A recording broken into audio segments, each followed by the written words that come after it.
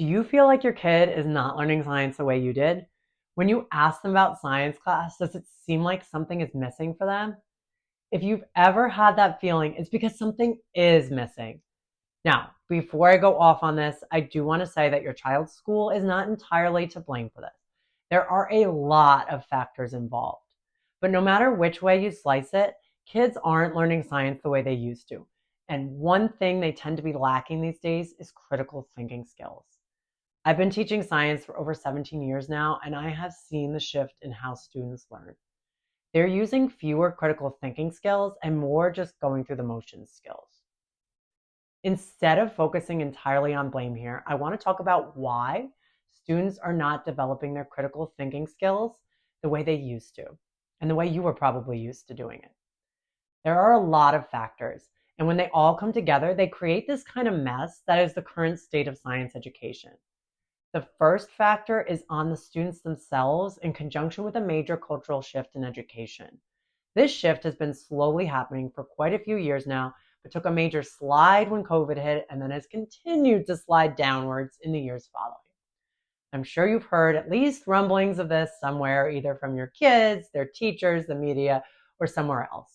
This is the idea that kids are so distracted with cell phones, social media, and basically their online life that school takes a very distant place in their list of priorities. In the beginning of my career, I never had issues with kids being disrespectful in class in terms of working during class. Meaning, they weren't working and I redirected them. They either got to work, did a pretty good job of pretending to look busy, or maybe a few times actually didn't do the work, but they were never disrespectful about it. Again, not to say everyone completed every assignment, but it was never a big deal when I spoke with a student about getting to work during class. A few years ago, on the other hand, I circulated to the back of the room to tell a student who was missing a ton of assignments and therefore failing my class to please get off of his phone and do some work. He made a shooing motion with his hand and answered, "Nah, bro, maybe when I finish this game." I was floored. I'd never had a student act or talk like that to me before. But if you talk to enough high school teachers, this sadly is such a common experience. The level of apathy is at an all-time high. The worst part is that I actually didn't have a bad rapport with this particular student. He had never really been disrespectful to me before. When I pushed back on his statement, I realized he didn't even view it as disrespectful. He just wanted to play his game. And why not? He simply never expected to do anything else at that moment but play. But if I couldn't even get this student to put down his game, how could I even remotely believe that I could get him to use critical thinking skills in science? It felt absurd to me. And at that point, then, what does that do to my expectations for the entire class of students? Everything just felt a little bit more hopeless. Before we take a look at solutions, let's look at how we got here. Obviously, technology has affected the way our students think and learn, but I also believe there's more to it on the education end that is, of course, affected by this, but is also a separate problem. The science the students are learning has gotten watered down. Maybe not in advanced placement or similar higher level classes as much, but the more this happens in the younger grades, the fewer kids are actually prepared for more advanced science in high school and college. I once had a fifth grade teacher confide in me that she spent less time teaching science than any of the other subjects she taught because it was hard to teach, kids didn't listen, and she hated it. I've heard many high school teachers complain that middle school has not prepped kids well for science in high school. And I'm sure college professors have noticed how ill-prepared college freshmen are to take on college-level science courses. I'm not just talking about the content, although I do think there's an element of that too. But the bigger loss is the skills that students are not developing in their science courses. Teachers have a lot on their hands in terms of behaviors and school politics that affect how much they can focus on actually teaching. And then a lot of that teaching time is controlled by content that they have to cover for some kind of test or assessment. So what gets lost here? The focus on teaching or actually teaching the skills that students need to use in order to learn the content effectively. If they cannot begin to learn things more on their own with teachers as a guide versus more of a garbage dump of information, they will struggle in college and the real world. This has been a problem for teachers for a really long time, And while some of it is on them to work those skills into their lessons, they're also up against a difficult system. The science standards that come down from states, districts, or schools, though, have not seemed to excuse any of this for teachers or students. In fact, they only seem to be increasing their level of difficulty in terms of content, and in some places, especially the skills necessary for students to achieve mastery in science. The science standards adopted in New York State now have a heavy emphasis on skills, and it's expected that new state assessments will follow suit with expectations of higher level science skills than in the past. So there is a huge disconnect here between what the education system says students are learning and what they are actually taking away. And that gap feels like it gets bigger every year. So for students, it must feel like they're expected to do more and more when they certainly have not been prepared for that. And for teachers, it feels like pressure to make it more challenging for students who already have no motivation. It's a real mess. In my experience, in the last few years, not as many high school students have the ability to actually think through what they're learning and go through a process. And that's critical thinking. For example, I taught a high school physics course recently where the students were all either juniors or seniors of decent science ability and had been generally successful in previous science courses.